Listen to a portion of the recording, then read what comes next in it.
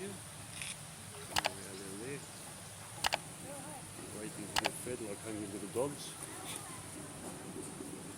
There's my wife over there, wave to her that she's waving back.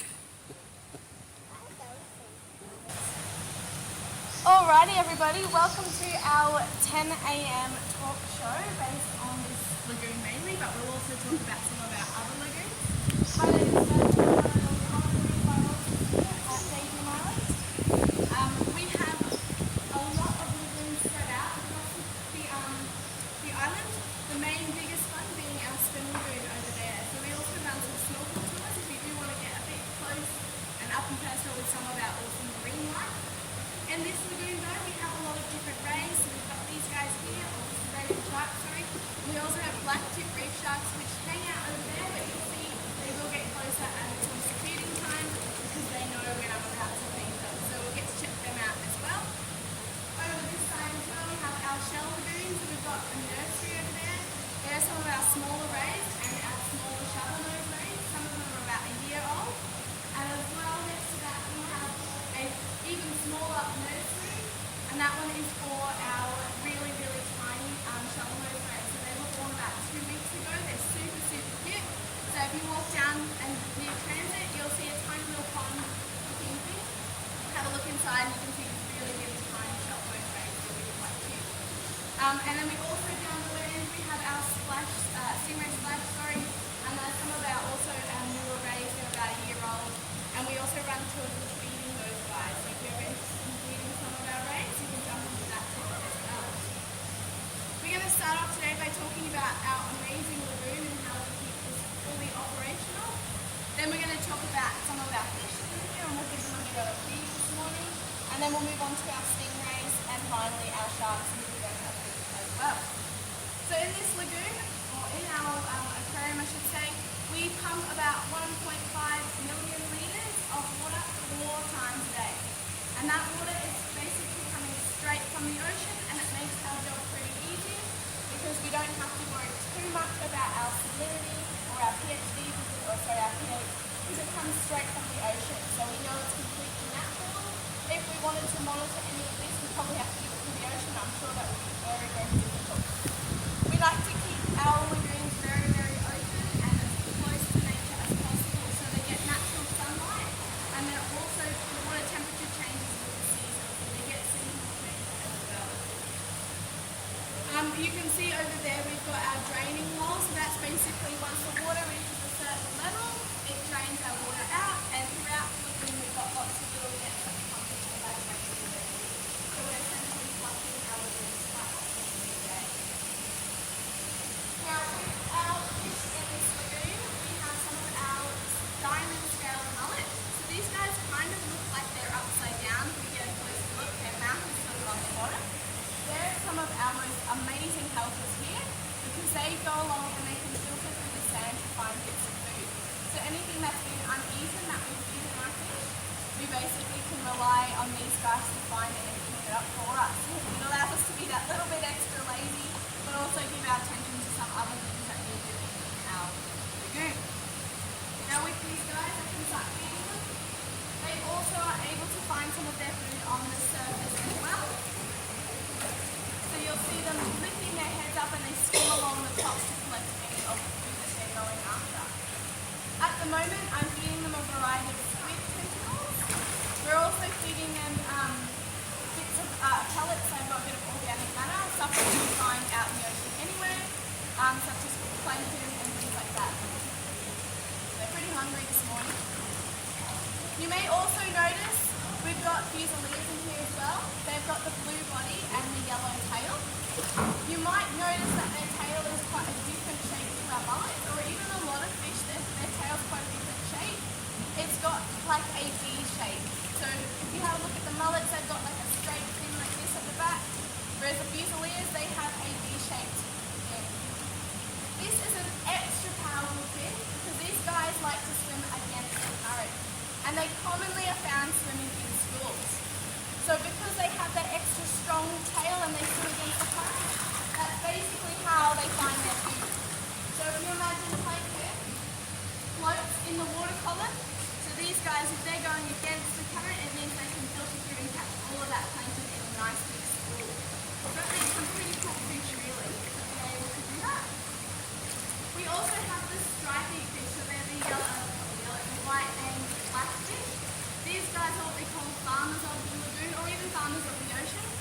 They're not doing it here at the moment, but out in the wild, sometimes they're found farming. Essentially what they're doing is they're getting the sand nice and primed, and they're basically growing different types of algae, but they're also weeding the algae that they don't want. So it's pretty cool that they work as a team and they pick out the algae that they don't want on their little farm, and they keep growing the algae that they do want. Because of that, it makes them really territorial, so they do sort of come out and they sort of attack anything that comes near their territory. In this lagoon, they have been found having eggs, and again, they're really territorial of their eggs. So even if any one of us are in this lagoon and get any close to them, they will come out and try and attack us. They haven't really got much of a chance, but they do put up a fight, that's for sure. In our other lagoons, we've also got our pods. So we've got 3 giant, looking pods. So that's Mod, Todd, and Rod. Now, what's happened with those guys is they came into our lagoon, as all males. So they're born female. Once they reach 70 centimetres, they turn into a male. When they did arrive though, they did want us to start producing offspring. So they had a big fight over who had to change back into a female for them to have offspring. There's still the 2 remaining boys. Unfortunately, Mod, she was the smallest, and now she's turned back into a female. And the other 2 males are still fighting over who gets to have her and produce offspring. So you might see them face off each other. It's a pretty anticlimactic fight, but they are just sitting there, and one day I'm sure they'll pick a winner. But they're still in that phase of deciding who gets to have more basically. So those fish are pretty cool. We've also got lots of other different species, so if you do want to join any of our fish feeding tours, you can come along to those at 9 AM and then join in to see some of our other fish. Now we're going to move on to some of our stingrays. So in this lagoon particularly, we have our mangrove spotted whiptails. You'll see we have 3, and there are all siblings. So we've got our smallest one, which is there, that's Puppy. That's our only female, and the other 2 are males. The largest one being Discus, he's the oldest, the elder brother. He causes a lot of fights between the other 2 and likes to dominate. And then we've got our lovely Bill, which is our middle child, and he's quite placid and really, really nice and calm compared to the other 2. You may also know that they've still got, notice that they've got their barbs still on them. So we don't take their barbs from them or anything like that. We know that these guys are really quite harmless. We've even had some children when they're feeding our stingrays fall on top of them and they haven't used their barbs. The main reason for that is a barb takes 2 years to grow back. So you can imagine that's quite expensive for them to lose their barb on something that's not quite threatening them, so they tend not to use them. Bill has even gone and knocked his barb off, so I think his plan is just to take his time and grow a nice strong barb back, because there's nothing in this lagoon that's actually threatening him, so he has no reason to have a barb at the moment. So that makes them pretty cool in our lagoon. Now these guys, this morning I feed them a variety, so I fed them some whitebait along with some prawn and squid, and at the moment we're about to give them a bit of a treat for some squid. You might notice that they do tend to fight over the squid. But I think I fed them enough that they should be relatively calm this morning. Here we go. They feel really tiny.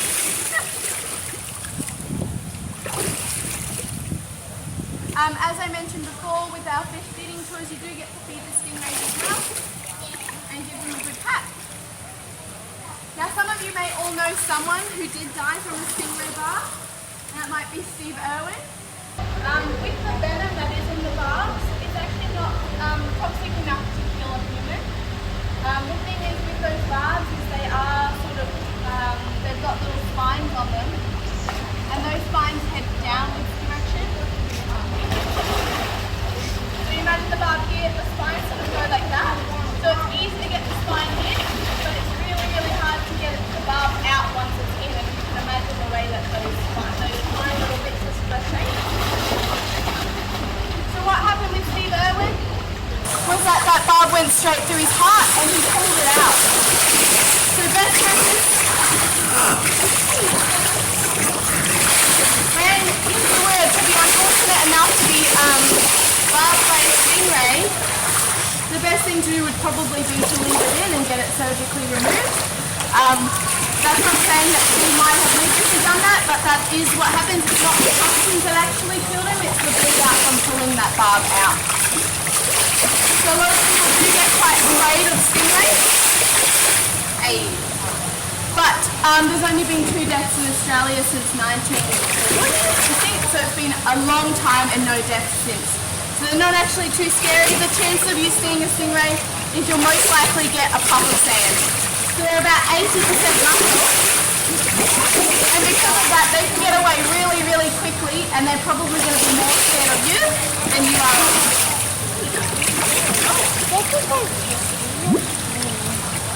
We also have some other stingrays across our lagoons. Our larger ones are blue stingrays. They're just grey in colour. They're also pretty cool to see.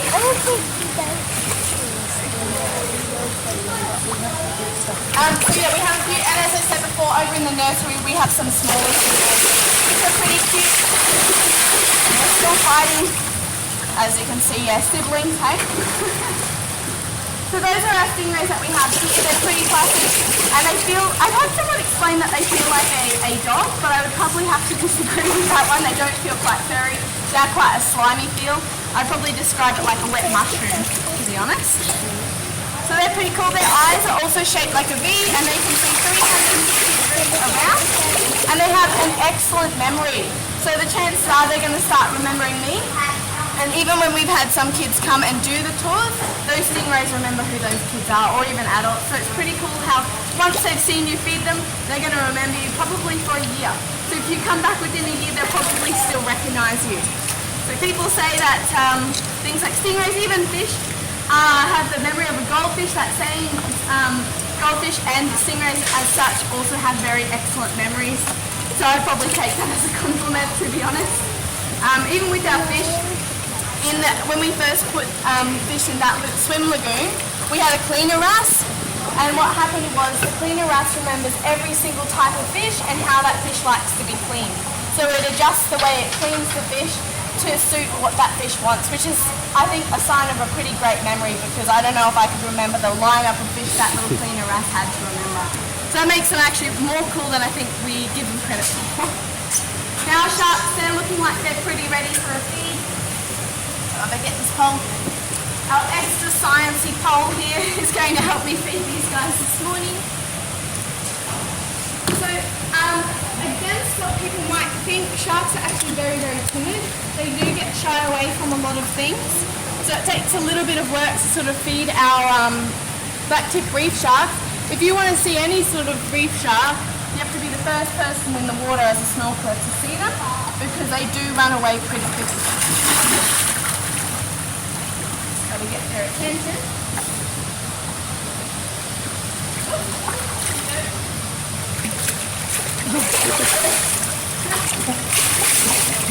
So what these guys typically do is they take a test bite. So you might even see, if I get lucky this time, these guys are pretty hard to feed. Is they'll come up to the food and they'll have a quick nibble and they'll dash off. So most commonly with any sort of shark attacks, what's happened is the shark's gone for a quick test bite and really didn't like what it was eating. Particularly with humans, sharks don't all defend themselves. So you did a test bite and now so with humans, if there's ever, so yeah, as I said, a sort of shark attack, they've gone for a test bite, realise they don't like human meat, and they've dashed off. Unfortunately though, some of the times when a shark's going for a test bite, that shark is rather large. So that test bite is not just a nibble like these guys, it would be quite a big one. But they typically don't go in for a second bite because they don't like the taste of it. Has anyone here heard the myth as such? Sometimes it's a myth, sometimes it's not. That sharks need to continually move to breathe? Anyone heard that? Yeah.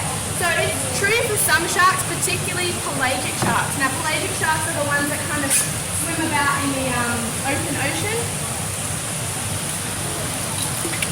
Oh, right over it.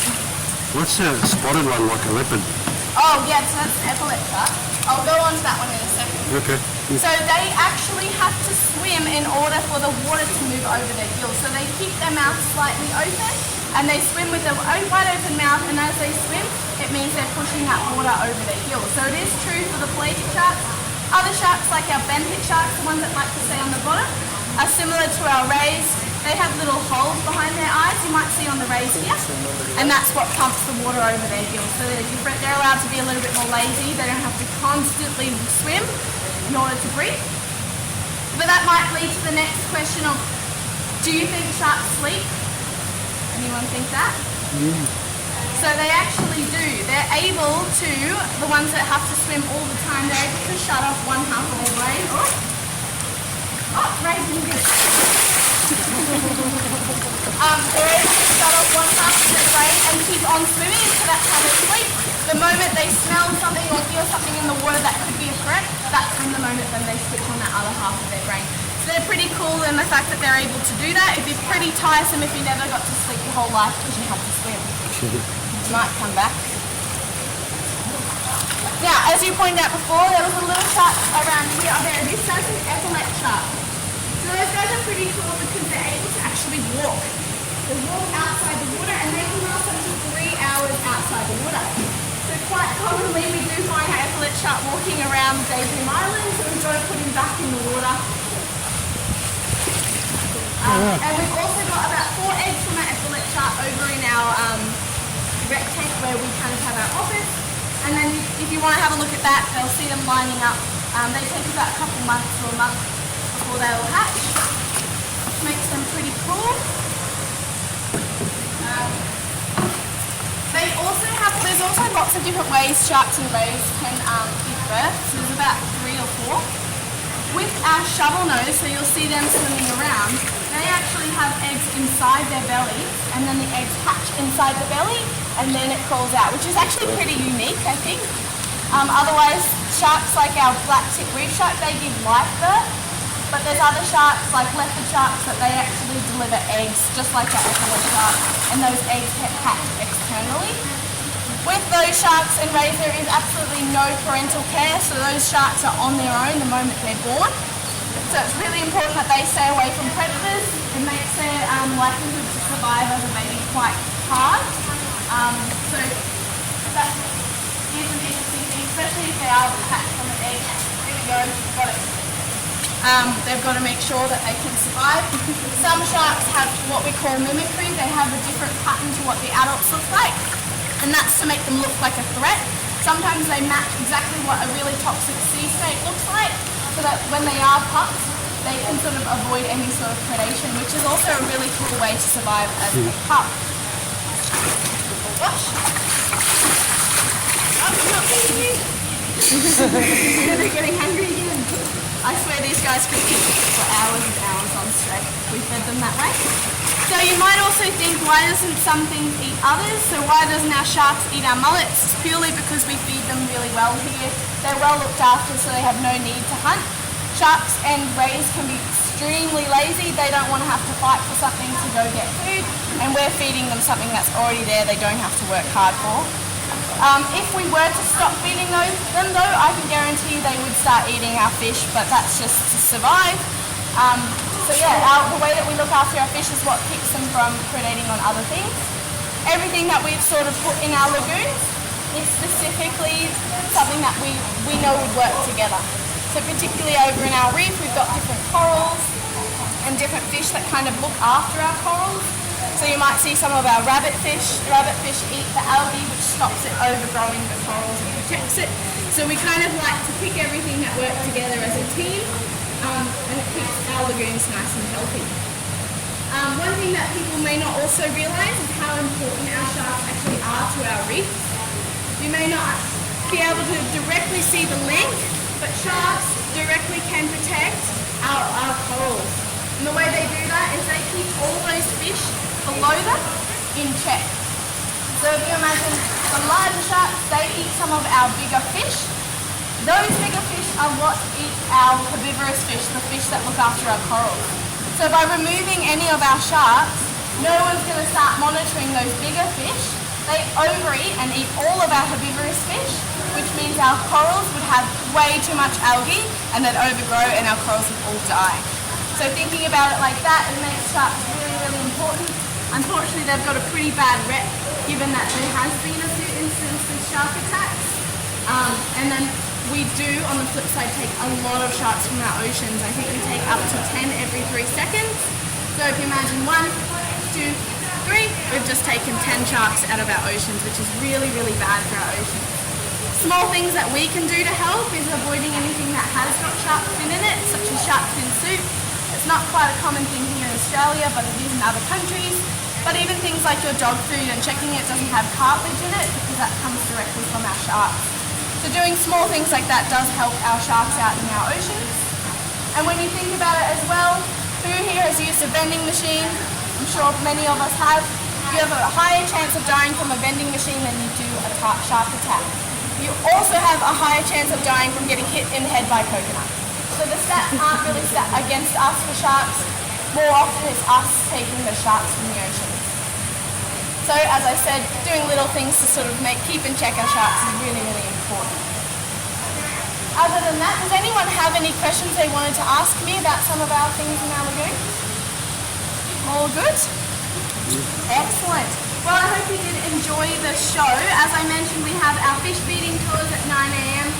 We also have snorkel tours, with one at 9:30 and one at 12:30. If you want to book any of those, jump to the tour desk. We also have our stingray feeding, which is at 10:45 each day. There is another one in the afternoon that you can join as well. So just go ask our tour desk if you're interested in any of those activities. They are pretty great and you get to get a bit closer to some of our awesome animals. But thank you all for coming. I hope you did learn something a little extra about our awesome lagoons here, and enjoy your stay. Thank you. Thank you. It's your fish feeding tour.